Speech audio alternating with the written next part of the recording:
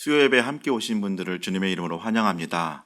이제 얼마 있지 않으면은 예배당에서 또 함께 예배하는 자리로 모이겠는데요. 그때까지도 계속 기도하며 준비했으면 좋겠습니다.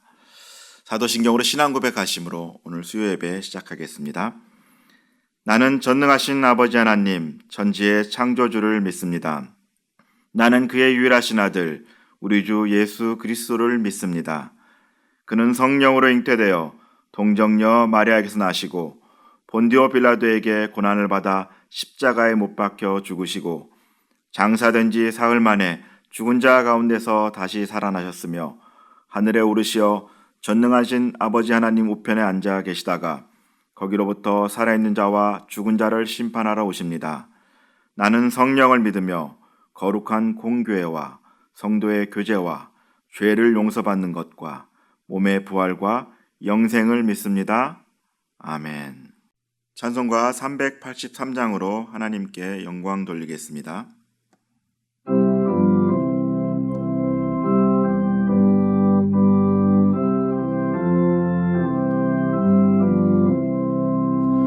눈을 들어 산을 보니 도움 어디서 오나 천지 지은 주 하나님 나를 도와주시네.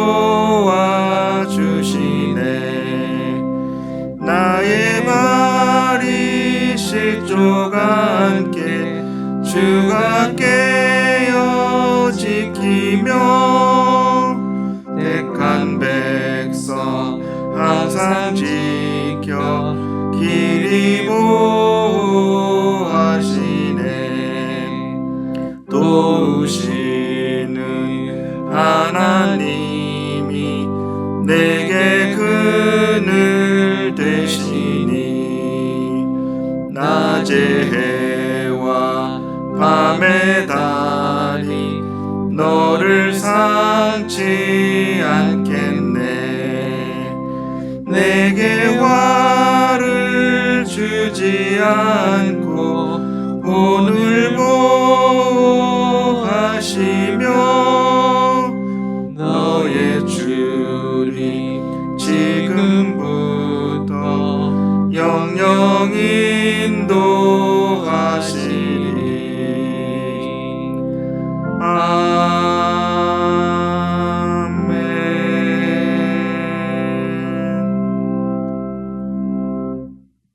오늘 우리가 함께 나눌 말씀은 고린도후서 13장 1절에서부터 4절까지 말씀입니다. 고린도후서 13장 1절에서부터 4절까지 말씀을 제가 봉독해 올리겠습니다. 내가 이제 세 번째 너희에게 가리니 두세 증인의 입으로 말마다 확정하리라.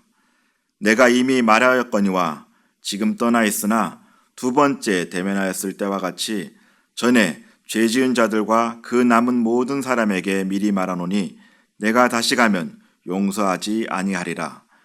이는 그리스도께서 내 안에서 말씀하신 증거를 너희가 구함이니 그는 너희에게 대하여 약하지 않고 도리어 너희 안에서 강하시니라.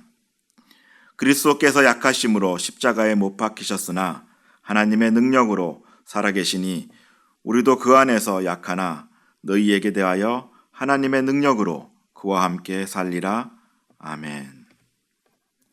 하나님의 능력으로 사는 길이라는 말씀으로 함께 나누기를 원합니다.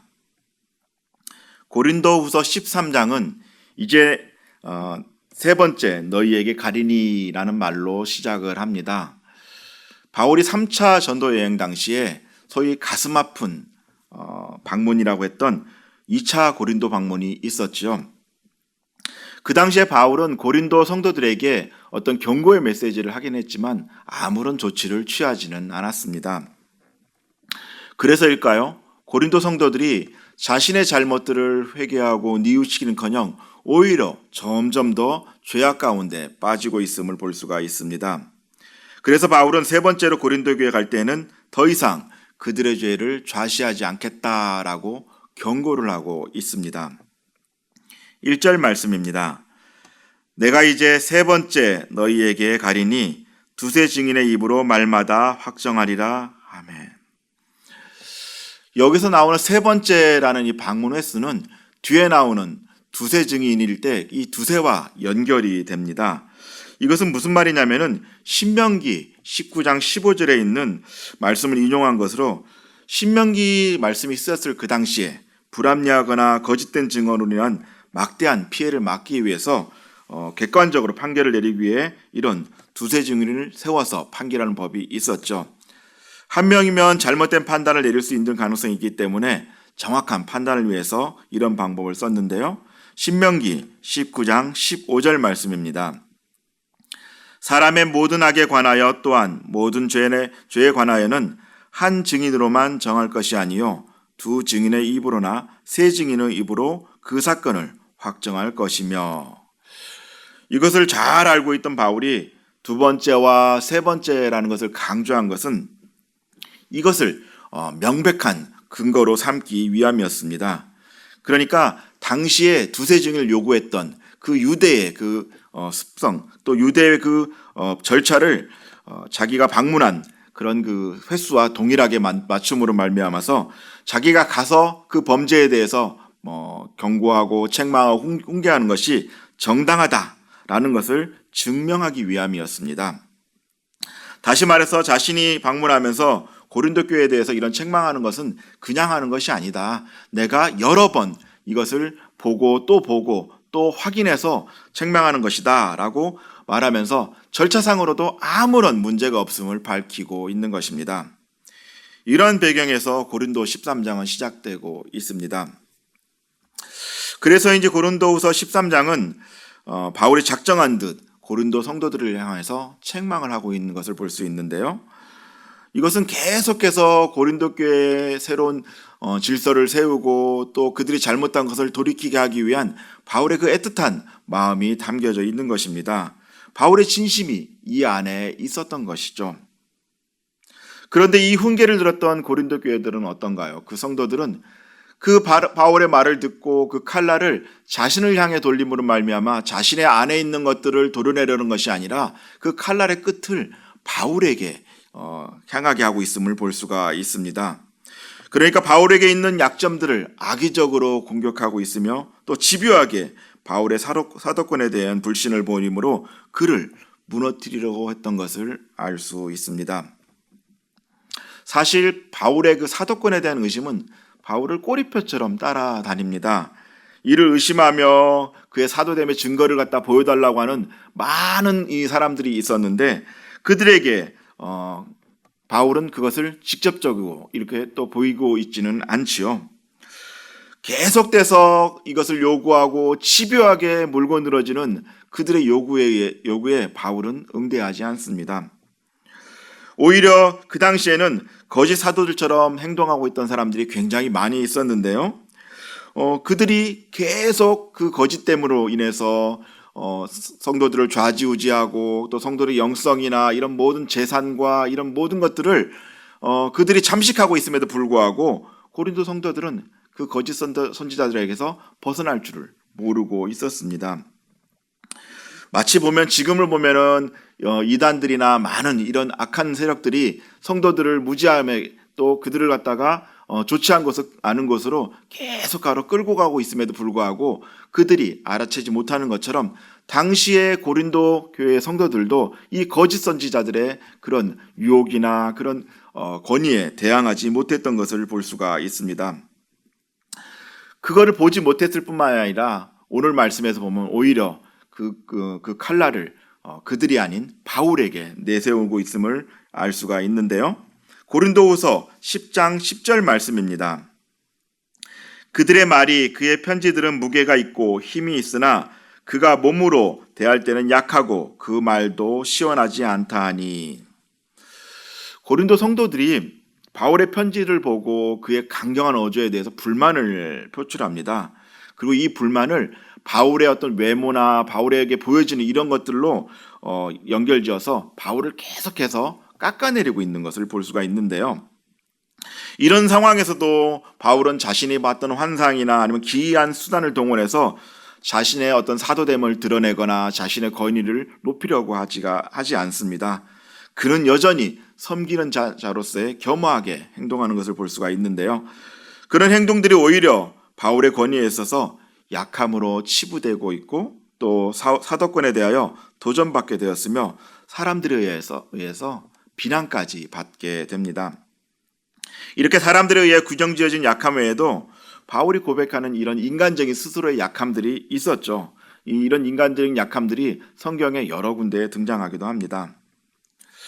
그리고 이런 약함들은 사실은 바울에게만 있는 것은 아니죠. 우리에게도 이런 약함들이 많이 존재를 합니다. 어떤 것이 있을까요? 특별히 오늘 3절을 통해서 우리 안에 속한 약함들이 어떤 것들이 있는지 살펴보겠습니다. 3절 말씀입니다. 함께 읽겠습니다. 이는 그리스도께서 내 안에서 말씀하시는 증거를 너희가 구함이니 그는 너희에게 대하여 약하지 않고 도리어 너희 안에서 강하시니라. 아멘.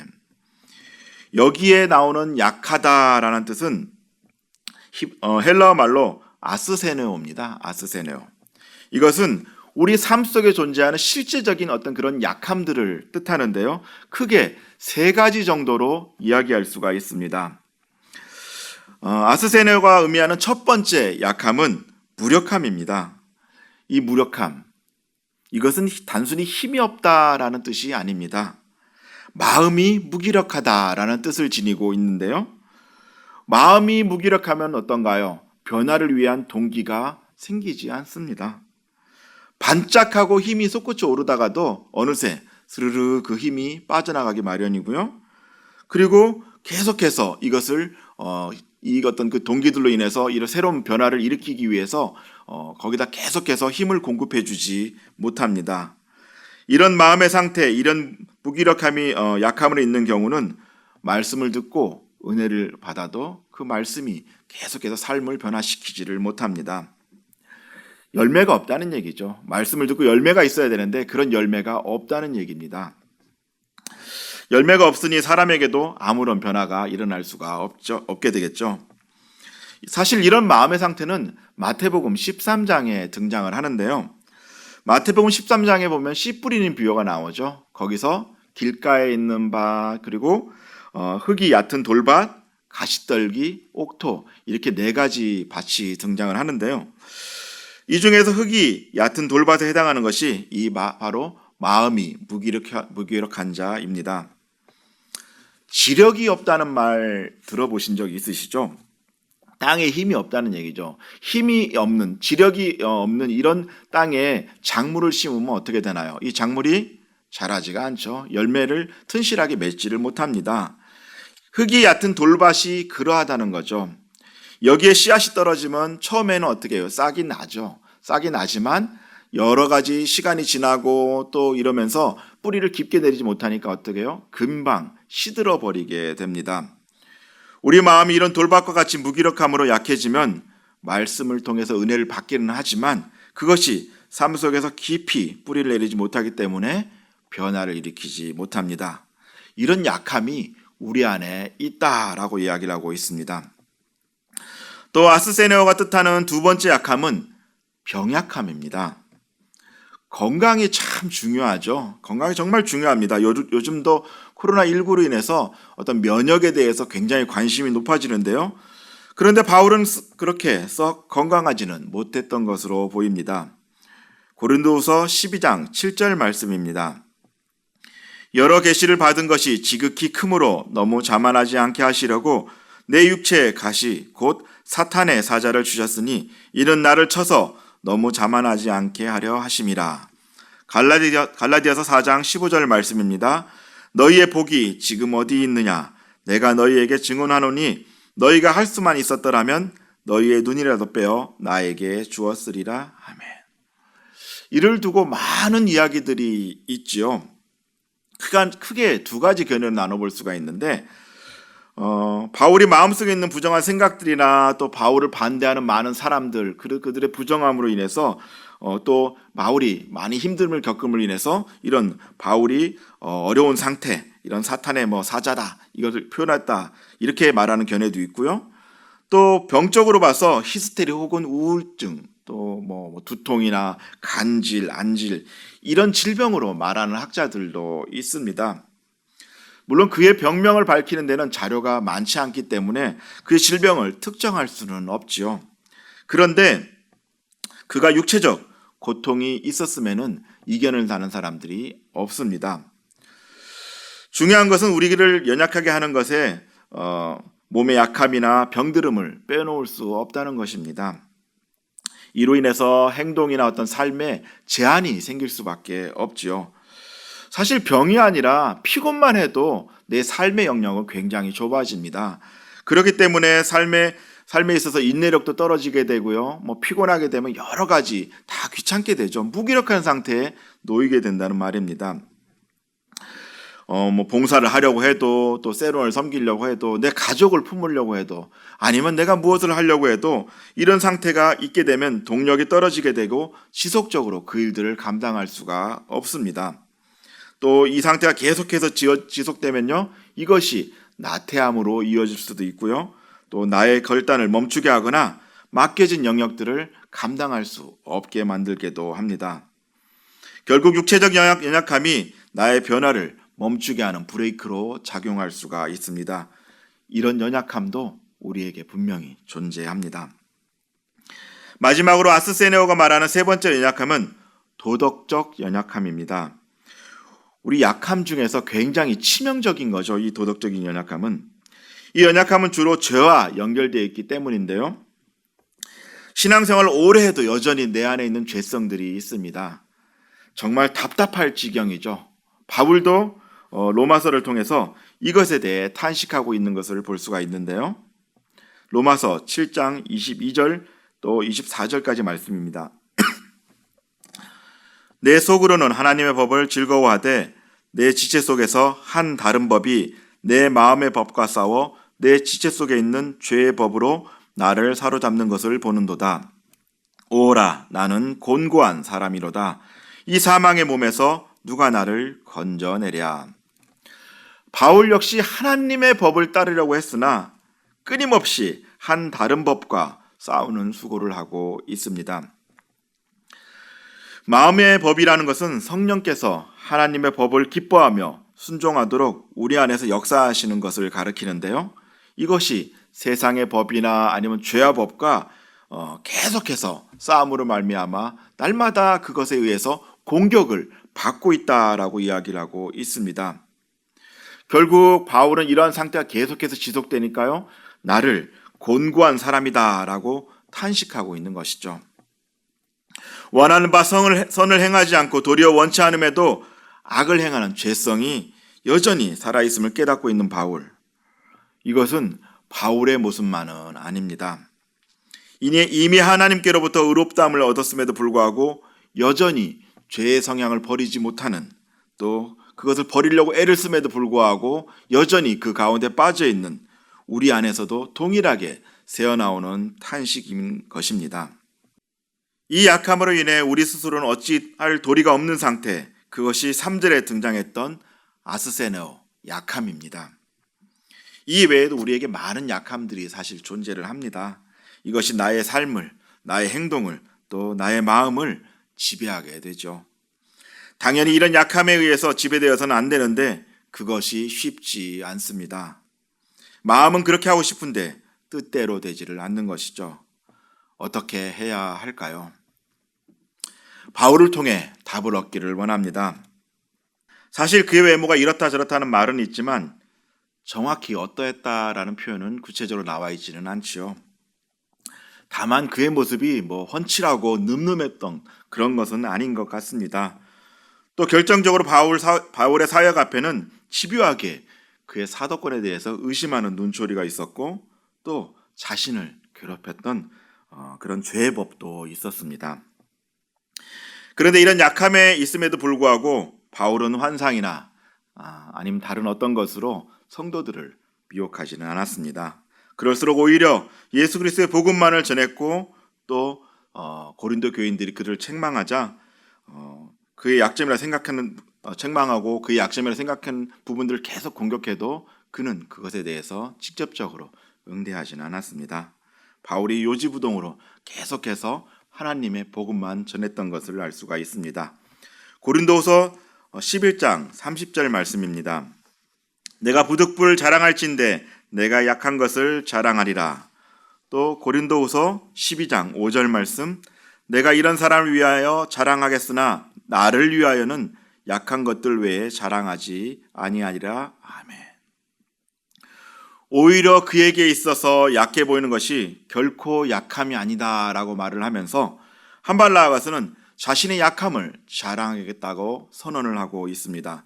보통은 자신의 약점을 감추기 마련인데 바울은 이것을 자신의 약함을 자랑하고 있습니다. 이런 힘이 어디에서 나오는 것일까요? 4절 말씀 같이 읽겠습니다. 그리스도께서 약하심으로 십자가에 못 박히셨으나 하나님의 능력으로 살아계시니 우리도 그 안에서 약하나 너희에게 대하여 하나님의 능력으로 그와 함께 살리라. 아멘. 바울은 외형적인 조건들을 들어서 사도됨의 표징으로 삼는 거짓 선지자들에 맞서서 자신은 오로지 그리스도께서 자기 속에서 활동할 수 있도록 자신을 내어 맡깁니다. 내 안에 그리스도가 주인이심을 명백히 하는 것이죠. 그러면서 자신의 능력이 아닌 하나님의 능력으로 살겠다라고 고백하고 있는 것입니다. 이것을 바울은 십자가의 사건으로 설명하고 있는데요. 하나님이시지만 스스로 인간이 되어서 그의 인간의 약한 육신을 이 부분으로 말미암아 십자가에 달려 돌아가신 예수 그리스도를 예를 들고 있는 거죠. 그 엄청난 대속 사건을 통하여서 예수님은 하나님의 능력을 드러나게 되는데요. 이것을 바울이 지적하고 있는 것입니다. 분명히 인간의 죄를 대속하기 위해 세상적으로는 반항도 한 번 못하고 나약하게 죽어간 것처럼 보이지만 그것이 죄와 사망을 이기고 인류를 암흑에서 구원시키는 사건이 되어버린 것입니다. 바울은 십자가의 죽음을 그리스도의 약함이라고 표현하고 있습니다. 마태복음 26장 39절 말씀입니다. 조금 나아가사 얼굴에 땅에 대시고 엎드려 기도하여 이르시되 내 아버지여 만일 할만하시거든 이 잔을 내게서 지나가게 없어서 그러나 나의 원대로 마시옵고 아버지의 원대로 하옵소서. 아멘. 이 겟세마네 예수님의 기도를 보면은 분명 예수님의 뜻이 있었습니다. 그러나 이 잔을 내게서 지나가게 해달라고 하는 그 끝에 나의 원대로 마시옵고라고 기도를 하십니다. 내 뜻이 있지만 내 뜻대로 하지 마시고 하나님의 뜻대로 해달라는 기도가 예수님의 순종이었습니다. 이렇게 확실하게 하나님께 자신을 내어주고 그 뜻에 순종하는 순간 십자가의 약함이 부활이라는 하나님의 능력으로, 사망이라는 약함이 생명이라는 하나님의 능력으로 드러나는 것입니다. 바울은 이러한 하나님의 능력을 분명히 믿고 있기 때문에 자신의 뜻을 내세우기보다는 절절한 하나님의 사랑, 십자가의 복음만을 드러내므로 자신의 약함을 하나님의 능력으로 이기고 있음을 볼 수가 있습니다. 바울이 자신의 능력대로 바리새인으로 살아갈 때는 예수를 믿는 자를 죽이려 쫓아다니는 자였습니다. 또 다메섹에서 누이 먼 이후에도 그리스도인이 되었을 때에도 사도로서의 권위를 계속해서 의심받고 있고 몸과 마음에 가시가 있는 사람이었습니다. 그런 바울이 자신의 능력이 아닌 하나님의 능력으로 살아가니 그에게서 하나님의 능력이 드러나게 되고 하나님의 사도로서 구속사를 감당하게 됩니다. 이제 우리에게 있는 약함의 시선을 모아봅니다. 이것을 처리해야 되는데 이 약함을 이기기 위해서 세상의 방법 그리고 세상의 강함을 채워서는 안 됩니다. 그것은 우리의 약함을 강함으로 바꾸어 줄 수가 없지요. 이 땅에서 강하다고 생각하는 것들을 모두 상대적이기 때문인데요. 예를 들어서 부와 명예, 또 학벌, 건강, 이 모든 것이 세상에서 필요한 것은 맞습니다. 그런데 이런 것들이 진정으로 나의 능력이 되지는 않습니다. 왜냐하면 이것들은 실제로 더 이것을 많이 가진 사람들을 만나게 된다면 위축되기 때문이죠. 내가 힘이 센데 나보다 더 힘센 사람을 만나게 되면요 열등감을 느끼게 되고요. 내가 부한데 더 부자를 만나거나 내가 학식이 많은데, 내가 학벌이 좋은데 나보다 더 높은 학벌을 가진 자를 만나게 되면 열등감으로 움츠러들게 마련이죠. 세상의 능력은 이렇게 상대적입니다. 채워도 만족이 없으며 나의 약함을 채워줄 수도 없습니다. 그렇다면 오늘날 여전히 내 안에 있는 약함을 보며 어떻게 해야 할까요? 그것이 무엇이든 간에 그 약함을 강함으로 바꿔주는 주님의 능력으로 살아가시길 원합니다. 새로 만든 단단한 망치가 있습니다. 이 망치가 아무리 강하고 단단하고 하더라도 그 망치가 그냥 혼자 못을 박을 수는 없습니다. 누군가가 그 손잡이를 잡고 휘둘러야 못을 박을 수가 있는데요. 그냥 있는 망치는 아무리 좋은 망치라고 해도 도구로서의 능력은 정지되어 약할 수밖에 없습니다. 그러나 그것이 강한 자의 손에 들리게 되는 순간 강하게 사용됨을 믿습니다. 우리도 마찬가지입니다.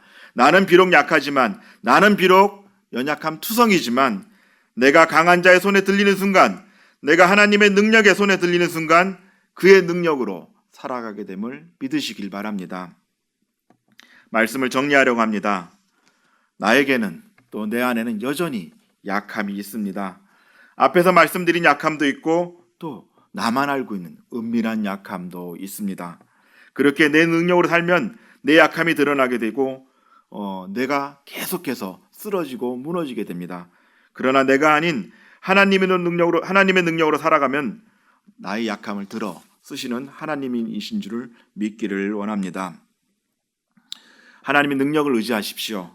그렇게 살아가는 방법은 내 뜻이 아닌 하나님 뜻에 순종하는 것입니다. 우리가 하나님께 순종할 때 내 능력이 아닌 하나님의 능력으로 살아갈 수가 있습니다. 그런데 여기에도 한 가지 팁이 있습니다. 눈여겨보면요, 하나님의 능력이 드러나는 것이 다 다를 수가 있습니다. 귀향이면은 내 안에서 하나님의 능력이 온전하게 드러나면 더 좋을 텐데요. 그 방법을 지금 알려드리겠습니다. 그것은 나를 얼마나 하나님께 내어놓느냐, 여기에 달려 있습니다. 내 안에 하나님의 자리를 얼마나 더 내어놓느냐, 내 안에 주인을 얼마나 더 하나님을 깊게 주인으로 하나님을 모시고 있느냐에 달려 있다는 얘기입니다.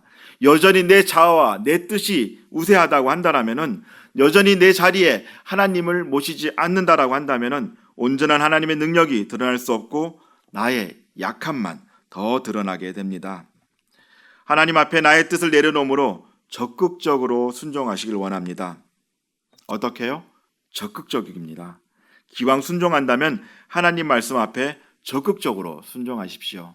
지난 특별 새벽 기도 때도 제가 말씀드린 적이 있죠. 하나님께 순종할 때는 적극적으로 해야 합니다. 4절 말씀을 읽고 마치겠습니다. 함께 읽겠습니다. 그리스도께서 약하심으로 십자가에 못 박히셨으나 하나님의 능력으로 살아계시니 우리도 그 안에서 약하나 너희에게 대하여 하나님의 능력으로 그와 함께 살리라. 아멘. 나의 약함은 하나님의 능력을 드러낼 수 있는 기회입니다.